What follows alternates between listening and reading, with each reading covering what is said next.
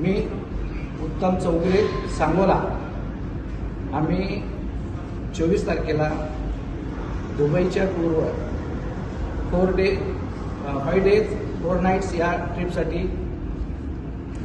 गिरिकन ट्रॅव्हल्सच्या मार्फत आलो होतो. आमचा पूर्ण टूर व्यवस्थित झाला. टूरच्या शेवटच्या दिवशी 28 तारखेला आम्ही परत निघालो होतो आणि रस्त्यात आम्हाला मेसेज आला की तुमची एअरलाईन कॅन्सल झालेली आहे. फ्लाईट कॅन्सल झालेली आहे.